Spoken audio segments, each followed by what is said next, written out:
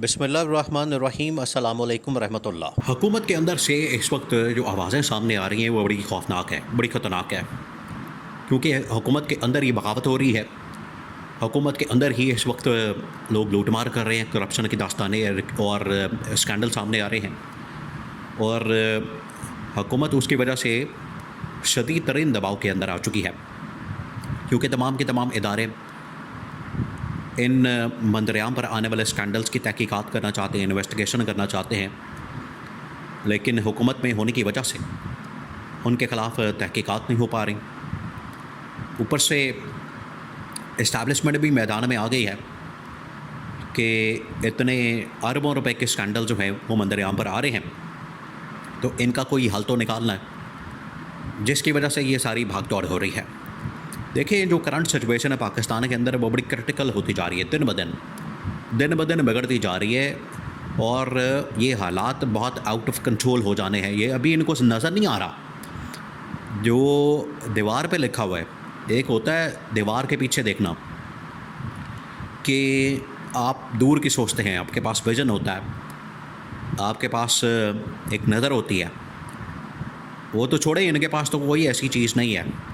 ये तो जो सामने दीवार के पर लिखा हुआ है उसको भी नहीं पढ़ पा रहे, उसको भी नहीं समझ पा रहे। दीवार पे क्या लिखा हुआ, अब आपने इसको समझना कि हालात क्या बन चुके हैं, सिनारियो क्या, सीन क्या। इतनी इंटरेस्टिंग सूरत हाल हो चुकी है, और ख़ास तौर पर अवाम के हक़ में, इमरान खान के हक़ में ये डेवलपमेंट्स हो रही है। अब ये हुकूमत ज़्यादा देर तक नहीं चल सकती, और पहला इस्तीफ़ा ये अगले 24 से 48 घंटे के अंदर पहला इस्तीफ़ा आना है, और पहला इस्तीफ़ा असल में बुनियाद रखेगा।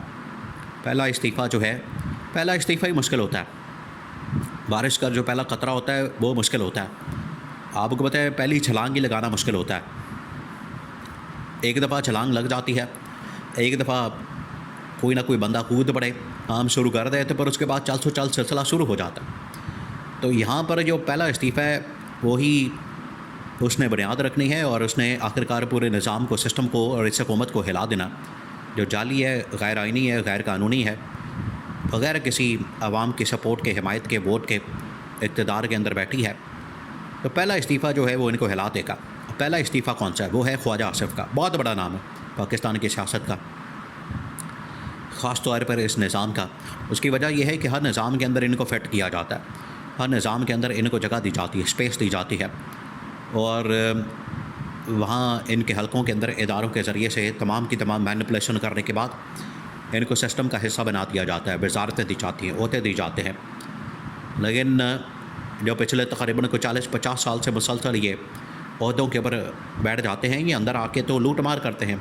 आज उनकी हज़ारों रुपए की, अरब की करप्शन की कहानियाँ सामने आ रही हैं, हज़ारों अरब की। ये सिर्फ अभी सियालकोट शहर के अंदर एक छोटा सा इलाका है, वहाँ की करप्शन की दास्तान है, अभी पूरे मुल्क की दास्तान नहीं है। ये जो ख्वाजा आसिफ की जानिब से इंकशाफ किया गया था कि तमाम के तमाम पाकिस्तान के जो बड़े बड़े ब्यूरोक्रेट्स हैं, ये सारे वहाँ पर बैठे हुए, पुर्तगाल के अंदर जायदादें बना के वहाँ पर प्रॉपर्टियाँ ख़रीदी हुई हैं, बैंक बैलेंस बनाए हुए हैं, ऑफशोर कंपनियाँ बनाई हुई हैं, वहाँ पर इनके महल्लात हैं। वो इदारों ने उसकी तहकीकात, जो टिप ऑफ द आइसबर्ग है, वो जो तहकीकात मंदरियाम पर आई हैं, बड़ी हैरानकुन किस्म की हैं, बड़ी खौफनाक है, आवाम के तो होश उड़ा देने वाली, चौंका देने वाली, कि 8 अरब डॉलर की, ये सिर्फ चंद ब्यूरोक्रेट्स की जो अमाउंट है, उनकी जो लूट मार, उनका जो पैसा है, वो 8 अरब डॉलर्स का यहाँ पर इन लोगों ने अपना रखा हुआ है। 8 अरब डॉलर्स। IMF के पास ये कितने अरब डॉलर्स के लिए जाते हैं?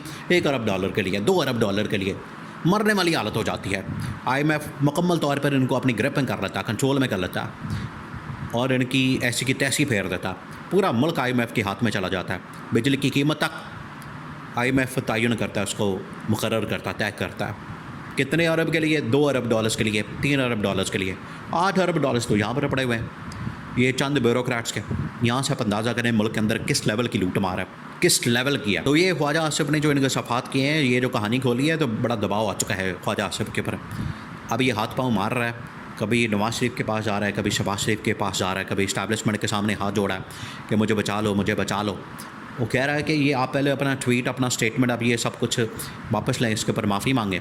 माफ़ी भी नहीं मांग रहा। ना हो तकब्बुर की अब मसला बन गया, इज़्ज़त का मसला बन गया है कि अगर माफ़ी मांगी, इस स्टेटमेंट को वापस ली तो क्रेडिबिलिटी बिल्कुल ज़ीरो हो जाएगी, साख बिल्कुल ख़त्म हो जाएगी। और अगर स्टेटमेंट के ऊपर अड़ा रहता है तो फिर इस्तीफ़ा देना पड़ेगा। ये अब मुश्किल सूरत हाल बन चुकी है। और ये सारे ताने बाने जा रहे हैं, असल में जाके मिलते हैं इस शरीफ ख़ानदान की तरफ, जरदारी ख़ानदान की तरफ, असल में शरीफ ख़ानदान की तरफ, जिसकी वजह से ये पहला इस्तीफ़ा जो है वो किसी वक्त भी आ सकता है, अगले 24 से 48 घंटे के अंदर। ये बड़ा क्रिटिकल हफ्ता शुरू हो गया। एक तरफ इमरान खान की कॉल है, एहतजाज है, तहरीक है। इमरान खान तो पीछे नहीं हटने वाला। इमरान खान तो अब कह चुका है कि अब उस वक्त तक ये जद्दोजहद, ये तहरीक पीछे नहीं हटने वाली, ख़त्म नहीं होने वाली, एहतजाज ख़त्म नहीं होने वाला।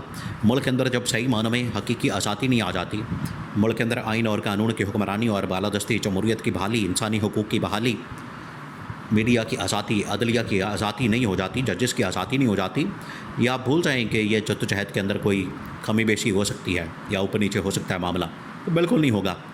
तो एक तरफ जहाँ पर इमरान खान की ये कॉल है, दूसरी जानिब इदारों का प्रेशर, इस्टेब्लिशमेंट का प्रेशर, मीडिया के अंदर ये ख़बरें, सोशल डिजिटल मीडिया भरमार है वहाँ पर, और ये ख़बरें आलमी सतह के ऊपर भी जारी हैं।